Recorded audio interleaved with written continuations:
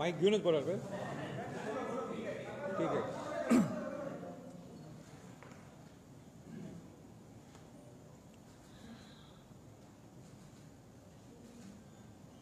माझं मनोगत सुरू करायच्या अगोदर मी स्पष्टपणे सांगू इच्छितो, सकल मराठा समाजाच्या वतीनं मी बोलतोय. आम्ही कुठल्याही पक्षाच्या विरोधात किंबहुना कुठला राजकीय अजेंडा घेऊन अजिबात आलो नाहीये. आमचा सरळ आणि थेट एकच विषय की सकल मराठा समाजाला न्याय मिळाला पाहिजे. मी शिवाजी महाराजांचा आणि राजश्री छत्रपती शाहू महाराजांचा वंशज आहे आणि म्हणून आज पत्रकार परिषदेच्या माध्यमातून मी सांगू इच्छितो, जो महाराष्ट्र मी पिंजून काढत आहे आज नाही तर 2007 पासून, तो एकमेव आणि एकच कारण आहे की ज्या शिवाजी महाराजांनी स्वराज्य 18 पगड जातींचं केलं, ज्या राजश्री छत्रपती शाहू महाराजांनी बहुजन समाजाला पहिलं आरक्षण दिलं, ज्यामध्ये अनुसूचित जाती जमाती आणि ओबीसी होते, त्यामध्ये मराठा समाजाचा सुद्धा समावेश होता. आणि या मराठा समाजाला अन्याय आज होत आहे, त्यासाठी माझा लढा आहे. मला सांगायचंय की 1917ला राजश्री छत्रपती शाहू महाराज खामगावला गेले होते.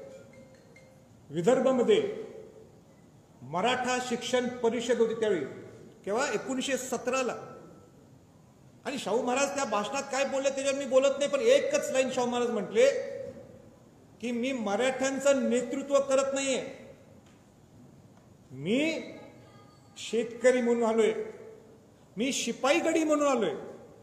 आणि म्हणून या मराठा समाजाचं आज मी नेतृत्व करण्यासाठी तो उभा नाहीये, त्यांच्या वतीनं मी त्यांचा शिपाई आहे आणि शिपाई गडी म्हणून मी आज इथं तुमच्या समोर आलो. मला स्पष्ट सगळ्या बंधू भगिनींना सांगायचं आहे, मराठा समाजातल्या लोकांना, की जस्टिस गायकवाडांचा अहवाल हा अवैध ठरलाय. आपला कायदा हा रद्द झालाय. आपण एसीबीसी मध्ये मोडत नाहीत, आता आपण सामाजिक मागास राहिलो नाहीये, हे स्पष्टत्व आपल्याला समजायला पाहिजे. सर्वोच्च न्यायालयाने आपल्याला फॉरवर्ड क्लास, डॉमिनेटिंग क्लास असं संबोधलं गेलं.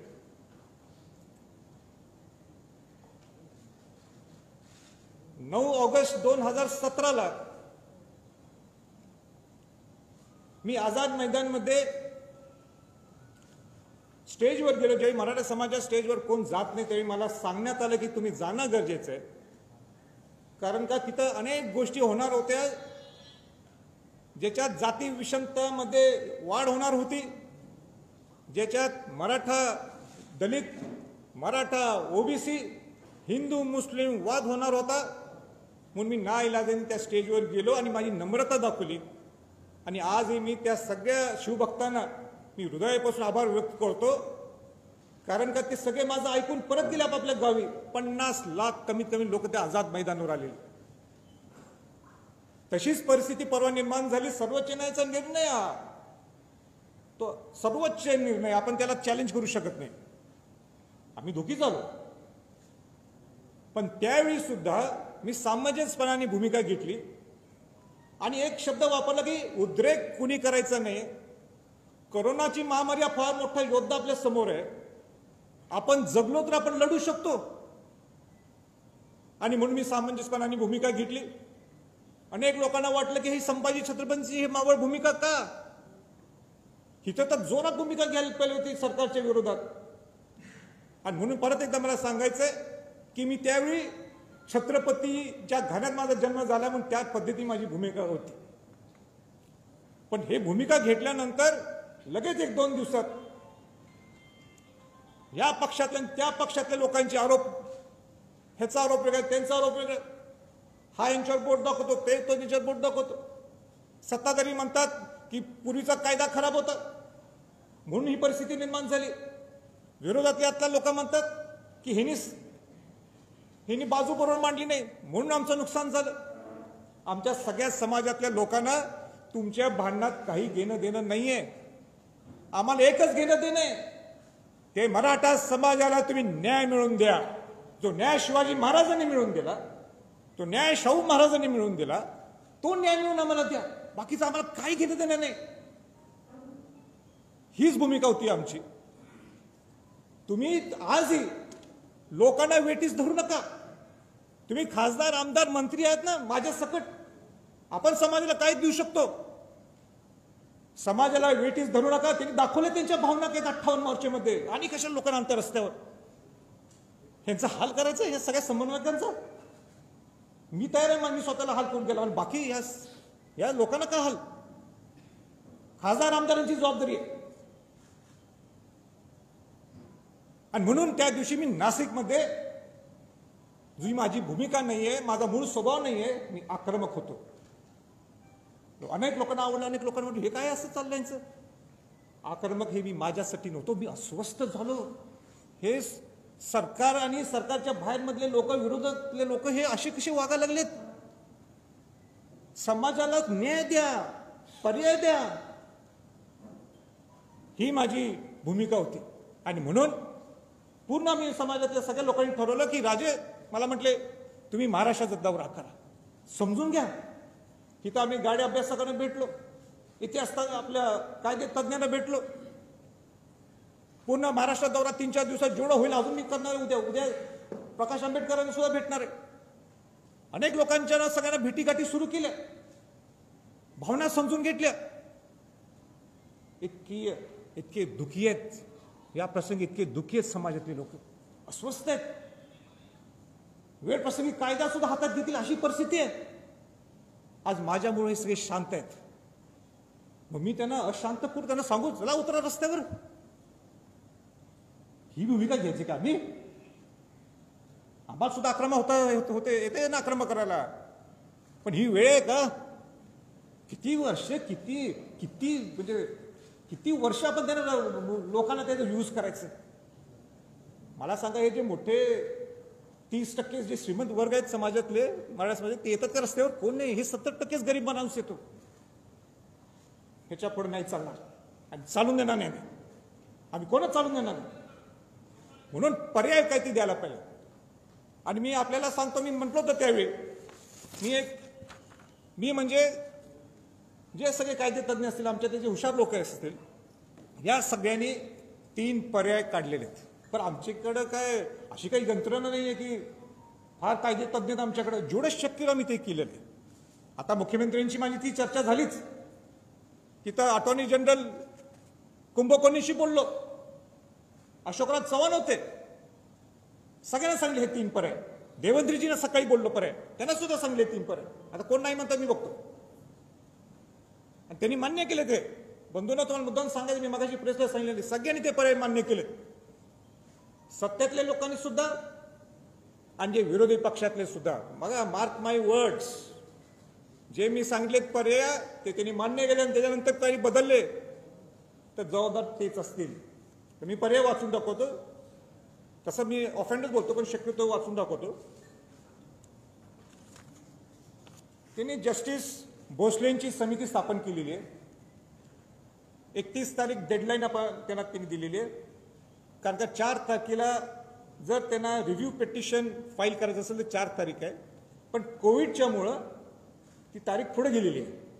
म्हणून मी त्यांना सांगितलं की गडबड करू नका. जे काही तुमचा रिपोर्ट आहे तो फुल प्रूफ, उद्या परत म्हणाल नको की हे राहिलं ते राहिलं. नेहमी मी सूचना देतोय, नेहमी सारखी कारण त्यांना सांगतो बाबा हे दुरुस्त करा, पण नाही ऐकलं ते. आता मला कोणाची चुका काढायची नाही. आपला पर्याय काय त्याच्यावर आपण लक्ष केंद्रित करायचं. तर पहिला पर्याय हा म्हणजे तुम्ही रिव्ह्यू पिटिशन फाईल करायला पाहिजे. ती रिव्ह्यू पिटिशन फाईल करताना मी सांगितलं ती उगाच लोकांना दाखवण्यासाठी नको, फॉर्मॅलिटी म्हणून. फुल प्रूफ आम्हाला पाहिलं. रिव्ह्यू पिटिशन हा पहिला पर्याय राज्य सरकारचा आहे, हे राज्य सरकारचा पर्याय. दुसरा पर्याय, जर का रिव्ह्यू पिटिशन आपण धरू, जर ते टिकलं नाही तर आपल्याला दुसरा पर्याय आहे हा क्युरेटिव्ह पिटिशन, जो अवघड आहे, अपवादात्मक परिस्थिती ते करावं लागतो. तो लास्ट हे आहे, शेवटचा तो असतो जो राज्य सरकार करू शकते. पण तिथं सुद्धा तयारी असल्याशिवाय तुम्ही पुढे जाऊ शकणार नाही. राज्याकडे हे दोनच पर्याय आहेत ह्या मिनिटाला. चौथा एक पर्याय आहे त्यांचा की मुला तिसरा मी नंतर येतो. पण हे दोन पर्याय त्यांच्या हातातले. रिव्ह्यू पिटिशन ते नाही टिकलं तर क्युरेटिव्ह पिटिशन. आता जो सेंट्रल गव्हर्नमेंटकडं आपण हा विषय जाऊ शकतो, म्हणजे मी जे मागापासून म्हणायला लागले किंवा ह्या 2-1 महिन्यात म्हणायला लागले, ही जबाबदारी राज्याची आणि केंद्राची आहे, दोघांची आहे. माझं तुझं करून काय उपयोग नाही आहे. आपल्याला इथं नवरा बायको म्हणूनच राहायचंय. जो सरकारमध्ये आहे तो आणि जो सरकारमध्ये नाही तो, आपल्याला एकत्रच राहायचंय, एका कुटुंबातच राहायचंय. जर मराठा समाजाला द्यायचं असेल, तुम्हाला एका कुटुंबासारखं वागावं लागणार, आवडो की न आवडो. आणि त्याच्यासाठी मी आहे, त्यासाठी मी आहे. किंवा ती छत्रपती घराण्याचा वेटो वापरू. तर वेटो म्हणजे काय पूर्वीसारखं वेटो नाही आहे. आता वेटो म्हणजे काय गोड बोलून सगळ्यांनी एकत्र आणणे, हा वेटो आहे. तर तिसरा पर्याय काय आहे की 342A आर्टिकलच्या 342A च्या माध्यमातून तुम्हाला आपलं प्रपोजल हे सेंटरकडे देऊ शकता. ते कसं देऊ शकता? राज्यपालांच्या माध्यमातून. आता राज्यपालांना हे भेटले, पण राज्यपालांना नुसतं भेटून काही उपयोग नाहीये, पत्र देऊन उपयोग नाहीये. राज्यपालांना ज्यावेळी तुम्हाला भेटायचं आहे तर तुम्हाला पूर्ण डाटा हा उभा करावा लागणार. परत त्याला 5-6 महिने लागतील कमीत कमी. जस्टिस गायकवाड अहवालामध्ये काय त्रुटी असतील त्या त्रुटीवर अभ्यास करावा लागेल. वेळ पडलीच तर मला वाटते, मला ते टेक्निकली चुकत असं मी तिथं आयोग उभा करायला लागेल. आयोग आहेच वाटते, पण ते जे असेल ते. आणि तुम्हाला मग त्याच्या माध्यमातून राज्यपालच्या माध्यमातून ते राष्ट्रपतींकडे जाणार. राष्ट्रपतींना योग्य वाटलं तर केंद्रीय मागासवर्गीय आयोगाकडे देतील. केंद्रीय मागासवर्गीयांना आयोग योग्य वाटलं तर पार्लमेंटला ते सेंट्रल लिस्टमध्ये ते वाढवण्यासाठी तो विषय जाईल. हा 342A आहे. आता मी काय कुठलं ते कागद काढलं असं नाही. जो काय कागद आहे, जे काय ते ह्या सगळ्या घटनेत आहे, आपल्याला करून दिलेलं ते सगळं, आणि त्याच्याप्रमाणे मी बोलतो. विरोधी पक्षनेते कायदे तज्ज्ञ आहेत ते स्वतः, ते सुद्धा नाकारू शकत नाहीत. म्हणून मी मगाशी म्हटलं की केंद्र सगळे आम्ही खासदार असो किंवा आणि पण हे हात झटकू शकत नाही, राज्यातले लोक हात झटकू शकत नाही. आता सगळ्यात महत्वाचा जो मुद्दा आहे, अनेक लोकांची इच्छा आहे की मी क्लिअर करून टाकतो की ओबीसी मध्ये आपण जाऊ.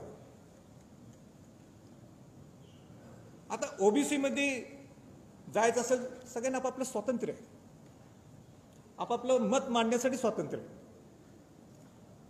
मराठा सेवा संघाचे अध्यक्ष पुरुषोत्तम खेडेकरजी हे नेहमी हा विषय मांडतात, अनेक लोक मांडतात.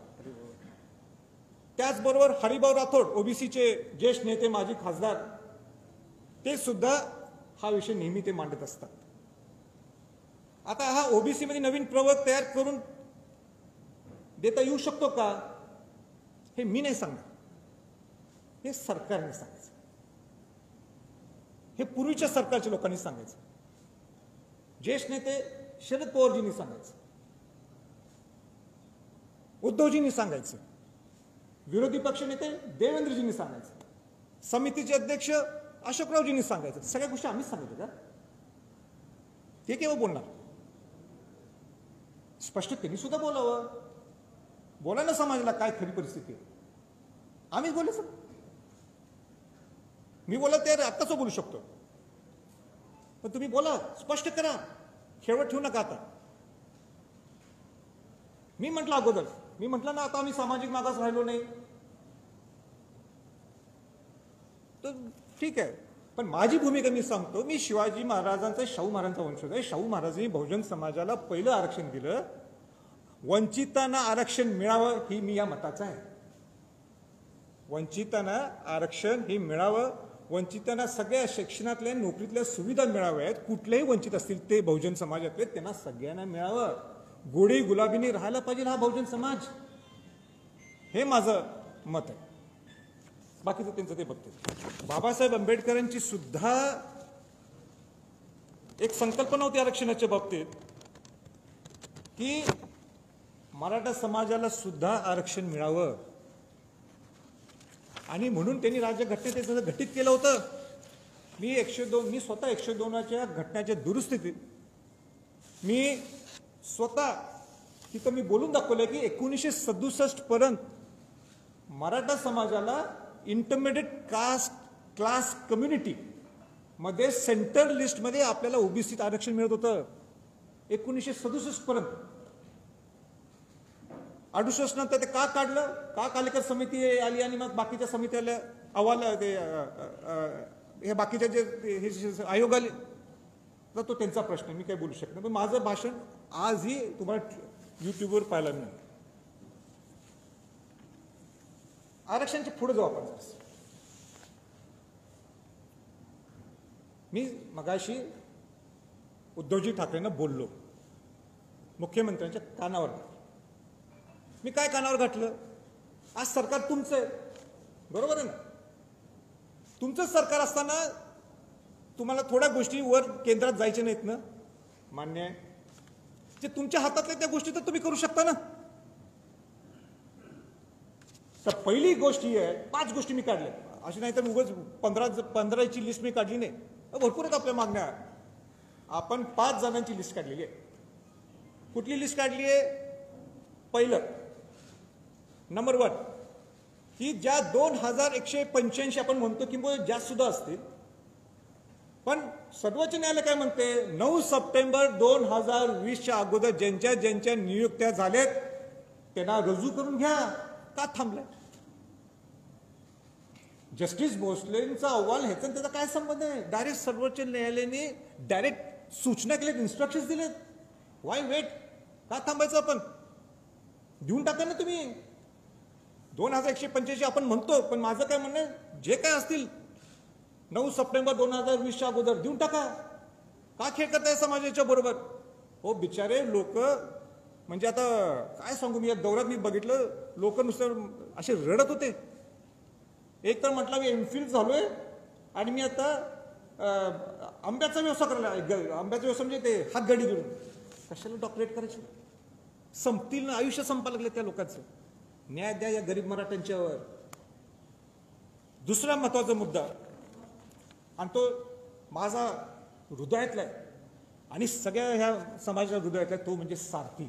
शाहू महाराजांच्या नावाने उभा केलेली सारथी संस्था आहे. काय अवस्था करून टाकली त्याची. म्हणजे तुम्ही जर सारथी जर इम्प्लिमेंट केली चांगल्या पद्धतीने, स्वायत्ता देऊन, वेळ प्रसंगी, मी तुम्हाला सांगतो आरक्षणापेक्षा भारी पडेल ती. बघा माझं मोठं स्टेटमेंट आहे, आरक्षण आपल्या हक्काचं आहे. आरक्षणापेक्षाही जास्त उपयोगी तुम्हाला सारथी पडेल. तुम्ही ग्रामीण भागातल्या लोकांना घडवणार आहे त्या सारथीच्या माध्यमातून.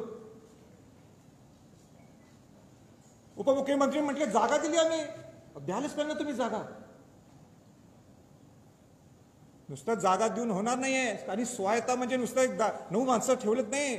ज्याला त्या सारथी, ज्याला समाजातलं काय समजते, जो ग्राउंड लेवलचं काम करतो, जिने आपला आयुष्य समाजासाठी दिले, त्यांना त्या समितीत घ्या. अधिकारी घेतलेत सगळे IAS अधिकारी, थोडे रिटायर्ड आहेत. काय करणार, त्याला काय घेणे देणं समाजाशी? समाजासाठी तुम्ही काढली ना, मग समाजातील माणसं घ्या ना, 2-3 चांगले माणसं. तुम्ही पत्रकार मला उद्या म्हणा तुम्ही हा विषय घालायला बहुतेक तुम्हाला अध्यक्षपदाची इच्छा आहे. अजिबात नकोय बाबा मला. चांगले लोक घ्या. हा माझा आहे. सारथीसाठी कमीत कमी 1000 कोटी रुपये तुम्ही द्यायला पाहिजे. 1000 कोटी बनणार आता कोविडच्या माध्यमातून, कुठं आणायचे पैसे? मान्य आहे, पण तुम्ही सँक्शन करा ना. आम्ही प्लॅन करतो 1000 कोटीत आम्ही स्टेज 1, 2, 3, 4 या वर्षात करू. 2 वर्षात 1000 कोटी द्या. मग पुढच्या 3ऱ्या वर्षी परत 1000 कोटी द्या. त्याचा आम्ही चांगला प्लॅन करू. मास्टर प्लॅन करू ना. तुम्ही आत्ताच 50 कोटी रुपये दिले, त्या 50 कोटीत काय प्लॅनिंग करायचं? म्हणजे आम्ही काय विजन ठेवायचं? खेळ करू नका. द्यायचं ना मनापासून नाही तर बंदच करून टाका. शाहू महाराजांचं नाव देऊ नका. कशाला शाहू महाराजांचं नाव ठेवायचं? बघ, कशाला मला त्या कार्यक्रमाला अध्यक्ष म्हणून बोलवायचं? मग त्यावेळी ते सरकार असेल. खेळ नको, बस झालं. तिसरा महत्वाचा मुद्दा आहे अण्णासाहेब महामंडळ. अण्णासाहेब महामंडळ ज्याच्यातनं गरीब मराठ्यांना तुम्ही उद्योग उभा करून देऊ शकता. आज तुम्ही लिमिट दिले 10 लाख. काय होणार आहे 10 लाखात? त्यांचं 25 लाख करा. बरं, काय ती मार्ग काढायला पाहिजे? तिथं जो ज्यावेळी कर्ज काढायला जातो तो म्हणतात मॉर्गेज द्या. अहो, यांच्याकडे जमिनीच नाही, ही मॉर्गेज देणार कुठनं? कशाला मग 25 लाख करून उपयोग आहे? त्याच्यासाठी समिती उभा करा. काय त्याचा अभ्यास व्हायला पाहिजे. म्हणजे किती बोलायचं आम्ही, आता मी थकलोय. म्हणून अण्णासाहेब पाटील महामंडळाचं सुद्धा परत त्याची उभारणी व्हायला पाहिजे, हे मी सुद्धा मुख्यमंत्र्यांच्या कानावर घातलेलं आहे. तिसरा, वसतिगृह तुमच्या हातातले. दर जिल्ह्यात वसतिगृह उभा करा ना. तुम्हाला या आरक्षणाच्या ह्याच्यासाठी 6 महिने लागतील, वर्ष लागेल, 1.5 वर्ष लागेल, माहित नाही. काय माहित नाही आपल्याला. 6 महिन्यानंतर म्हणणार लोक विसरले. पण हे तर तुमच्या हातात, हे द्या ना तुम्ही वसतिगृह. दर जिल्ह्यात एक वसतिगृह द्या. एक उदाहरण सांगायचं म्हणजे सोलापूरला वसतिगृह तुम्ही अलॉट केलंय. इथं आले सोलापूरचे समन्वयक माऊली पवार, विचारा कुठे आहेत का? इथं आले, हात वर करा. कोणा? हा, त्यांना विचारा. अलॉट केले पण इश्यूज नाही केलं. हे काय चाललंय? एक मराठा समाजासाठी एक वेगळी समिती स्थापन करा ना. आमच्यासारखे लोक घ्या त्याच्यात, आम्ही सहकार्य करू तुम्हाला. आणि सगळ्यात महत्वाचा त्या 4 मधला 5वा मुद्दा, तो म्हणजे मला सांगा, एक 30% आमच्या श्रीमंत लोक सोडून द्या, 70% गरीब मराठा समाज आहे का नाही? त्या बिचारांची चूक काय? त्या बहुजन समाजातल्या लोकांना इतर तुम्ही सवलती देता. ओबीसी समाज लोकांना सवलती देता का नाही? सवलती का? ते गरीब आहेत, ते वंचित आहेत, त्यांना द्यायला पाहिजे आपण. मी त्याच्या फॉर आहे, मी शाहूंचा वंश द्यायलाच लावणार. मी त्यांच्यावर अन्याय होऊन देणार नाही. पण मराठा समाज सुद्धा या बहुजनाचा एक घटक आहे. ज्या ओबीसी प्रमाणे ज्या ओबीसीच्या लोकांना सवलती मिळतात, त्या मराठा समाजातल्या लोकांना सुद्धा शिक्षणाच्या सवलती द्या ना तुम्ही. किती सोप्या त्या गोष्टी, काय अवघड आहे? 4-5 गोष्टी सांगितल्या, 15-20 सांगितले नाहीत मी. म्हणून मी आज स्पष्ट सांगायचंय मुख्यमंत्री महोदयांना, 6 जून हा राज्याभिषेक सोहळा आहे. काय असतं राज्याभिषेक सोहळ्याला? काय झालं? शिवाजी महाराज हे छत्रपती झाले. शिवाजी महाराज काय झाले? छत्रपती झाले. शिवाजी महाराजांचा राज्याभिषेक 6 जूनला झाला. शिवाजी महाराजांनी शपथ घेतली, माझं स्वराज्य हे सुराज्य व्हावं. आणि म्हणून मी आज या प्रेस कॉन्फरन्सच्या माध्यमातून सांगतो, जर 6 जून पर्यंत ह्याच्यावर जर काय निकाल लागला नाही या 5 गोष्टीवर, आमची आंदोलनाची भूमिका त्या रायगडवरच होणार.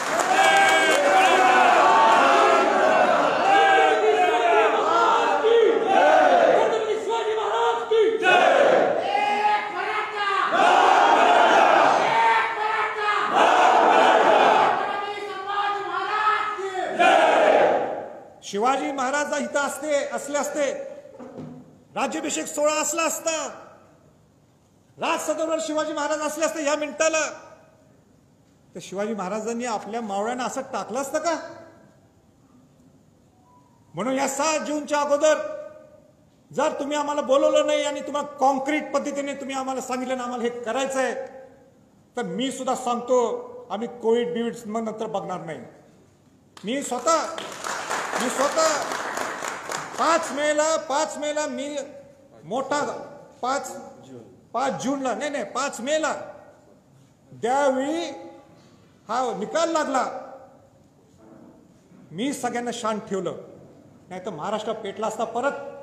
या सगळ्यांचे मला फोन आले होते, काय करत राजे सांगा, ठोक करूया. हे म्हटलं अजिबात नाही. सगळ्यांना शांत केलं. आम्ही किती शांत बसायचो. म्हणून माझं परत एकदा सांगायचं मुख्यमंत्र्यांना, या तुम्ही गोष्टीचं लवकरच्या लवकर याला मार्ग लावा, नाही तर मग कोविड असला काय असला मी काही मागं पुढं बघणार नाही. संभाजी छत्रपती इन लीड असणार पुढं. आम्ही सगळेजण असू तिथं, मग माघार नाही. मी आजही सांगतो, आम्हाला समाजाला वेटीस धरायचं नाहीये. आम्हाला लोकांना, समाजाच्या लोकांना घेऊन रस्त्यावर उतरायचं नाहीये. उतरणार सुद्धा 6 तारखेला तर समाजातल्या लोकांना घेऊन नाही, या सगळ्या आमदार खासदारांना घेऊन उतरणार. कोणी नाही उतरायचं. मी सुद्धा उतरणार. माझी सुद्धा जबाबदारी आहे, माझं सुद्धा कर्तव्य आहे. घेतोय ना मी, लोक राज्यसभेतनं पगार घेतोय ना मी,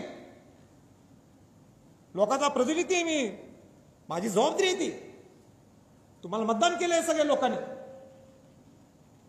आणि म्हणून आता लोकांची जबाबदारी नाहीये, या सगळ्या खासदार आमदार सगळ्या मंत्र्यांची जबाबदारी आहे. आणि ते सगळे ओबीसीतले असतील, एससी असतील, एसटी असतील, मराठा असतील, सगळे खासदार आणि आमदार. मला वाटतं 543 काहीतरी आहे आकडा, मला नाही करेक्ट माहित नाही. सगळे राज्यसभा, लोकसभा, विधानसभा, विधान परिषद सगळेजण तुम्ही या. मी सगळ्या खासदार आमदारांना मनापासून स्वागत करेन, मनापासून त्यांचा आदर करेन, पण मनापासून यायला पाहिजे. पत्र देऊन नुसतं चालणार नाही. दुसरी माझी मागणी आहे की 2 दिवसाचं कमीत कमी इथं अधिवेशन व्हायला पाहिजे, मराठा समाजावर चर्चा व्हायला पाहिजे. आणि अधिवेशन कशासाठी? हा चुकला की तो चुकला नाही, समाजासाठी तुम्ही काय करणार ह्याच्यासाठी अधिवेशन. आम्ही वर बसतो गॅलरीत, कोण आमदार म्हणा लागला हा चुकलाय तो चुकलाय, ह्याची हे म्हणजे सत्तेतला हा माणूस चुकलाय, हा विरोधातला हा चुकलाय, हे असलं तर आम्ही वरनं चालून देणार नाही. आम्हाला पर्याय सांगा. आम्ही तुम्ही समाजासाठी काय करणार आहे? काहीतरी करा ना, काहीतरी. आता वेळ आली आहे.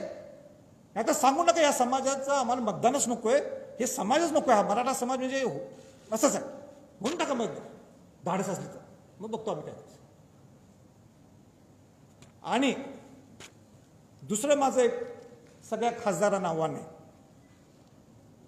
342A 342 ह्याचा अभ्यास मलाच आत्ता झाला, म्हणजे सगळ्याच खासदारांना माहिती असं नाही आहे. म्हणून दिल्लीला 9 ऑगस्ट हा क्रांती दिन आहे. किंबहुना आणि कुठला चांगला दिवस असेल तर तो त्या दिवशी सगळ्या महाराष्ट्रातल्या खासदारांना मी निमंत्रित करणार, सगळ्यांच्या वतीनं, सकल मराठा समाजाच्या वतीनं. सगळ्या मुख्यमंत्र्यांना, विरोधी पक्ष नेत्यांना सुद्धा आमंत्रित करणार आहे. आणि गोलमेज परिषद ही दिल्लीत पहिल्यांदा होणार. गोलमेज परिषद आपण नुसतं ऐकलं हे महाराष्ट्रात, पण आता गोलमेज परिषद दिल्लीत होणार आहे. आम्हाला कुठल्याही पार्टीच्या विरोधात नाही आहे. आम्हाला जागृत करायचं सर. तुम्ही आमच्याबरोबर या ना, आम्ही तुमच्याबरोबरच आहोत. शेवटी आपण एकत्रच राहतो, सुखारीच अंदाज आहे आपल्याला. पण आम्हाला मराठा समाजात तुच्छ लिखू नका, नुसतं पत्र देऊन होणार नाही. आता वेळ आली आहे प्लॅन ऑफ ॲक्शन व्हायला पाहिजे. मला वाटते सगळं मी भरपूर बोललोय, पण मला फार चिंतित आहे, मी फार डिस्टर्ब आहे. डिस्टर्ब ह्याच्यासाठी आहे, आपण जर हा अहवाल पाहिला, आता मी हे उघडत नाही आहे, हा 800-900 पानाचा अहवाल आहे.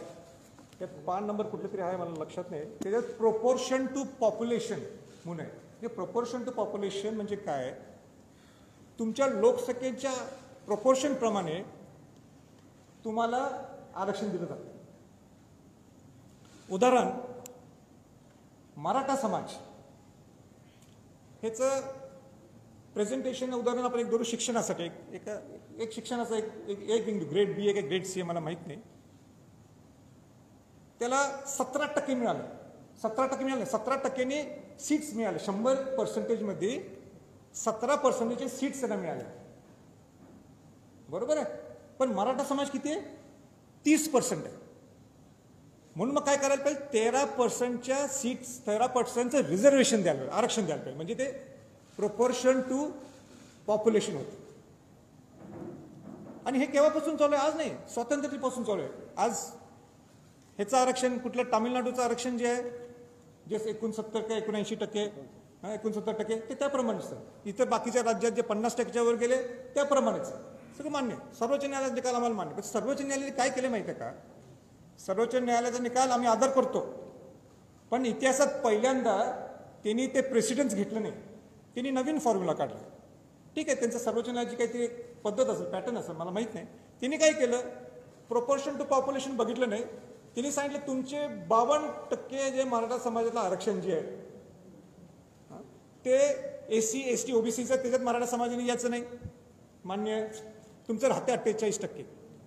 त्या 48% तुम्ही आता ह्याच्यात किती दिसतं तुमचं 30%, 32%, 31%. तुम्हाला ॲड्व्होकेट रिप्रेझेंटेशन ऑलरेडी मिळायला लागलेलं आहे.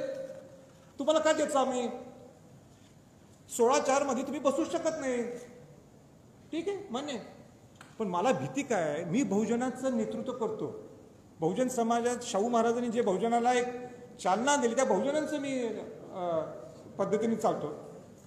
उद्या NCBC ज्यावेळी नोटिफिकेशन होणार राष्ट्रपतींचं, ज्यावेळी राष्ट्रपती नोटिफाय करतील, NCBC म्हणजे केंद्रीय मागासवर्गीय आयोगाला नोटिफाय करतील, त्यावेळी राज्याला सुद्धा सांगावं लागणार आहे की प्रोपोर्शन नाही, तुमचे ॲड्व्होकेट रिप्रेझेंटेशन जे आहे 52% मध्ये कुठल्या कुठल्या जातीचं आहे.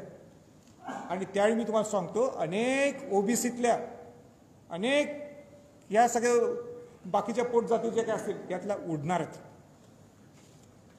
मी बहुजनाचं नेतृत्व करतो, नुसतं मराठ्यांचं नाही आहे. मी बहुजनाचा घटक आहे. मला फार चिंता आहे. म्हणून मी आज हा विषय सगळ्यांच्या पुढं मांडलाय. सगळे जे कायदे तज्ज्ञ आहेत महाराष्ट्रातले त्यांनी याचा अभ्यास करावा माझी विनंती आहे. नाहीतर फार मोठा फटका आहे आपल्या बहुजन समाजातल्या लोकांना. आम्हाला तर बसलंय, मराठा समाजाच्या लोकांना बसलंयच, पण बहुजन समाजाच्या लोकांना फार मोठा फटका बसणार आहे अशी माझी सगळ्यांना विनंती आहे. आपण त्याच्यात आत्मचिंतन सर्वांनी करावं. आणि माझं संपवायच्या अगोदर मला सगळ्या समन्वयकांना सांगायचं आहे, मी सगळ्यांना अंगावर घेतलंय. मला माहिती आहे माझं राजकीय आणि सामाजिक नुकसान होणार आहे.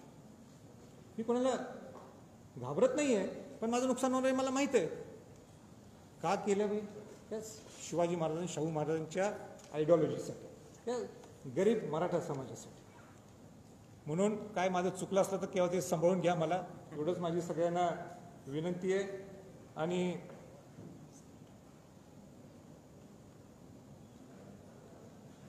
आणि माझा दौरा मी विसरलो मगाशी मुद्दा.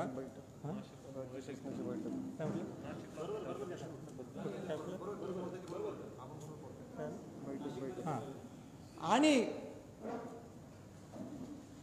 मी आज सगळ्यांना भेटलो. कोणाला भेटलो?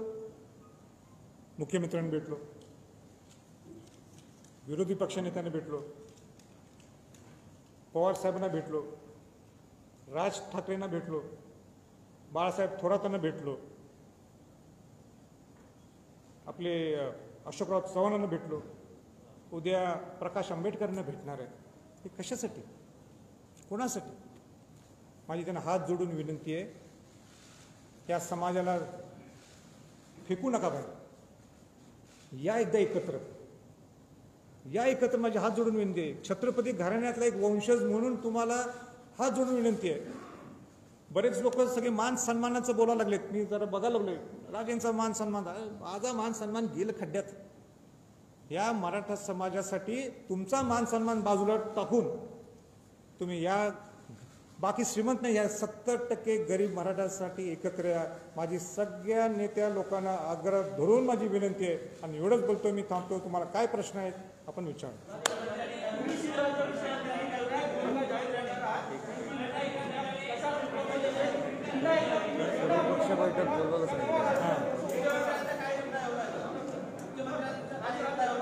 एक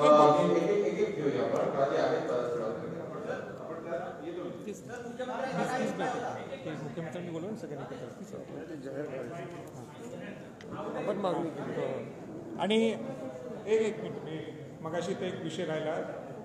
लवकरच्या लवकर मी जे बोललो होतं त्याला जोडून एक वाक्य राहिलं की मुख्यमंत्र्यांनी सगळ्या प्रमुख नेत्यांना पत्र पाठवा ताबडतोब, आणि तुम्ही एक लवकरच्या लवकर सर्व पक्षीय बैठक बोलवा, आम्हाला तिथं बोलवा आणि आमचे सगळे विषय सांगा.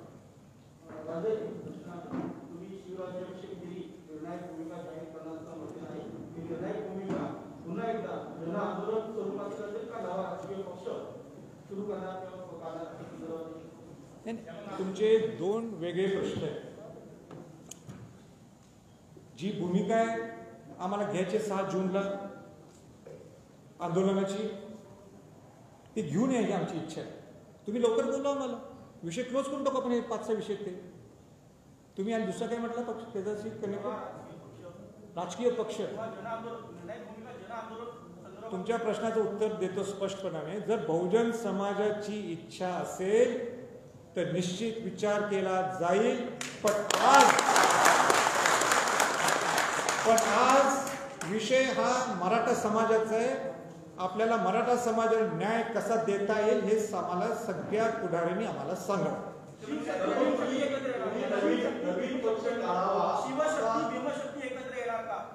नाही, ते पूर्वीपासून आहे. शाहू महाराज आणि बाबासाहेब आंबेडकरांच्या सगळ्या जीवाचे संबंध होते आणि म्हणून मी त्यांना भेटणार आहे. त्यांच्यासोबत सहकार्य आपल्याला लागणार आहे ना. आणि सोशल इक्वेशन्स नाही आहे, सोशल स्टॅबिलिटी. सोशल इक्वेशन म्हणजे राजकीय शब्द झाला. आम्हाला सोशल स्टॅबिलिटी आणायची आणि म्हणून त्या दृष्टिकोनातून मी त्यांना भेटणार. ते सुद्धा राजकीय पक्षाचे प्रमुख आहेत. नवीन पक्ष काढावा असा समाजाचा किंवा तुमच्या पदाधिकाऱ्यांचा दबाव तुमच्यावरती आता सध्या आहे का? मला दबाव कोण टाकणार? दबाव टाकली पाहिजे हिंमत आहे ते. मी माझं ते पक्षाचं त्या विषयी बोललो मी.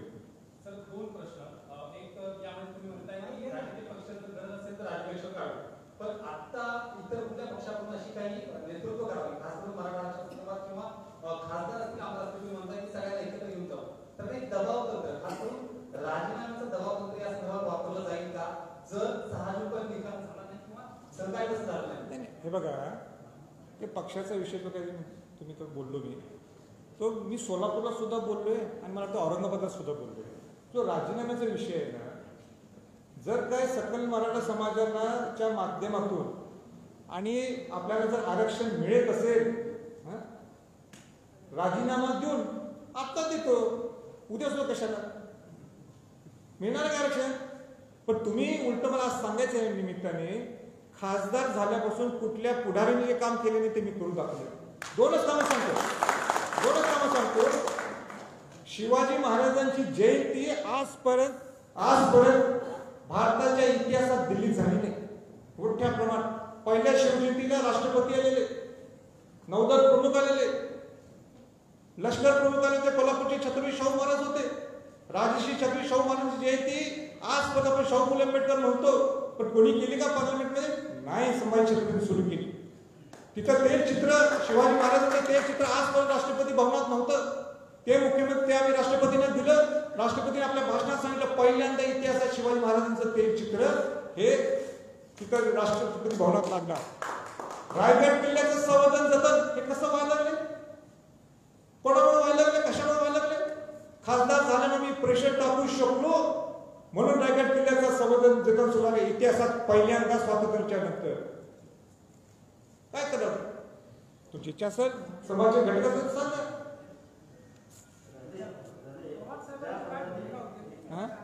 काय पवार साहेबांची माझी सविस्तर चर्चा झाली. त्यांना सुद्धा सांगितलं, त्यांना सुद्धा हे 2-3 मुद्दे पटलेले, ते सुद्धा या लाईनीत जाणार आहेत. पण नुसतं पटणं हा भाग वेगळा आहे. ज्यावेळी मुख्यमंत्री उद्धवजी ठाकरे ते क्रॉस पार्टी जे मीटिंग बोलवतील त्यावेळी पवार साहेबांनी सुद्धा त्या मीटिंगला यायला पाहिजे. हे माझं आग्रहाचं निमंत्रण त्यांना आहे असं मी त्यांना कालच सूचित केलं.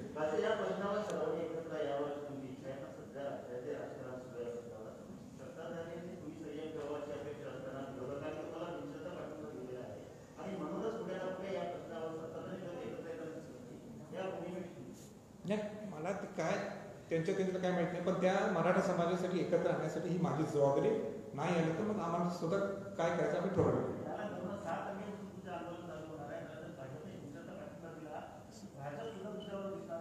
हे बघा, मी इथं पक्षाच्या वतीने बोलतच नाहीये. मी इथं मराठा समाजाचा एक घटक मराठा समाजाचा शिपाई गडी म्हणून मी बोलायला लागलोय. कोण काय भूमिका घ्यायला लागले तो त्यांचा प्रश्न आहे. आमची भूमिका काय, सकल मराठा समाजाला न्याय मिळाला पाहिजे बस. ज्या गायकवाड कमिशनच्या आधारावर मराठा समाजाला आरक्षण मिळालं होतं ते गायकवाड सर्वोच्च न्यायालयाने नाकारले. त्यामुळे ते कमिशन तयार करण्यासाठी त्यावेळेला कुठेतरी कमी पडलं होतं का ते कमिशन व्यवस्थित सर्वोच्च न्यायालयात मांडण्यासंदर्भात ते नाही आवाजाचं फार हे झालं मला ऐकून घ्या.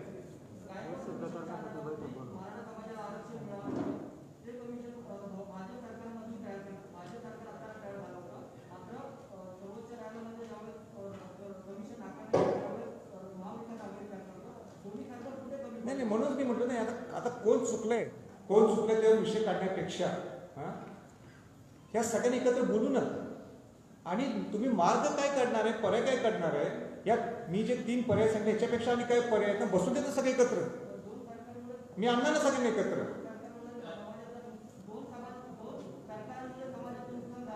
हो झालेच ना. आज समाज किती अस्वस्थ झाले. तुम्ही मला सांगा, ज्यांनी 58 मोर्चे काढले रस्त्यावर आले परत त्यांना रस्त्यावर त्यांच्या दोघांच्या भांडणं काय परवडणार, कोणाला परवडणार. आता इथं माझ्याकडे 5-6 मुली आहेत, त्यांचे वडील वारले, एखादा ड्रायव्हर वारलाय. इथं उभा करून मी दाखवू शकतो. परत आपल्याला या कोरोनाची सेकंड वेव्ह झालेली आहे, काही संपली नाही आहे. थर्ड वेव्ह तो येऊ शकते. पहिल्यांदा आपण जगू आणि मग लढू. म्हणून या माझ्या पक्षातल्या सगळ्यांना विनंती आहे की तुम्हाला आंदोलन करायचंय ना तर या लोकांना वेटीस धरू नका. तुम्ही काय मार्ग काढू शकता हे सांगा. खासदार आमदार आपण एकत्र येऊ आणि मार्ग काढू.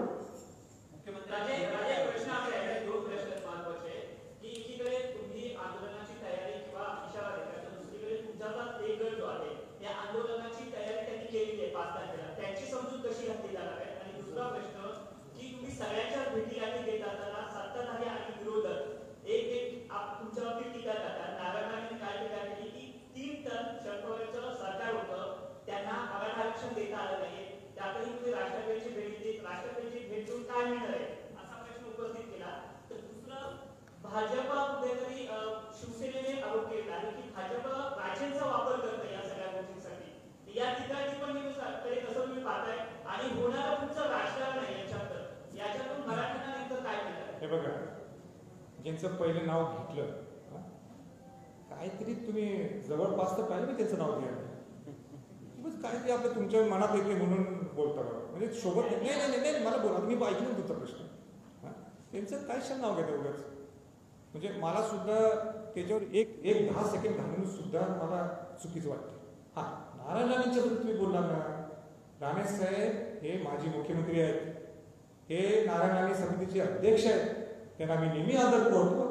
त्याने इथं येताना त्यांना सुद्धा मी फोन केला होता की मी सगळ्यांना भेटणार आहे, तर तुम्हाला सुद्धा मला भेटायचं आहे. पण ते म्हटले मी सिंधुदुर्गला आहे म्हणून मी भेटू शकत नाही, पण मी चुकणार नाही. आणि जे तिसरा म्हटलं की ते तुमचा वापर करून घेईल. मी संभाजी छत्रपती आहे, माझा कोण वापर करून घेणार, मग कशाला त्या घराला जन्म व्हायचं,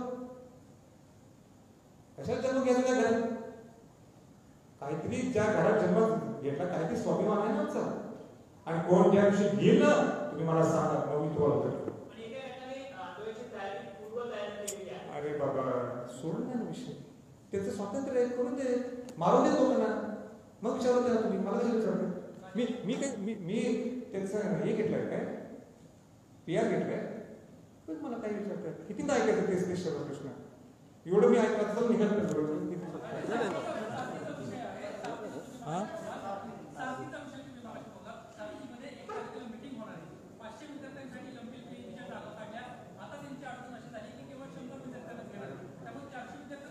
नाही, तुमचा सगळे साठीचे विषय मी त्यांना सांगितले, मुख्यमंत्र्यांना नोट करून मी तुम्हाला देणार आहे. अजित पवारांना सुद्धा मी काल भेटलो, ज्यावेळी पवार साहेबांना भेटत गेलो होतो त्यावेळी त्यांना सुद्धा सांगितलंय की सगळे विषय मार्गी लावण्यासाठी एक नोट करून तुम्ही देणार आहे. आणि नाही लावलं तर मग मला माहिती आहे काय करायचं. हा काय नाही ऐका, पदोन्नतीचा विषय आम्हाला घेऊ नका. त्याला कारण आहे माझं पूर्ण लक्ष केंद्रित त्या मराठा समाजाच्या आरक्षण मिळावं आणि त्यात मिक्स करू नका. आणि प्लीज माझी विनंती आहे. हा? काय मुख्यमंत्र्यांची भूमिका 5-6 दिवसात चल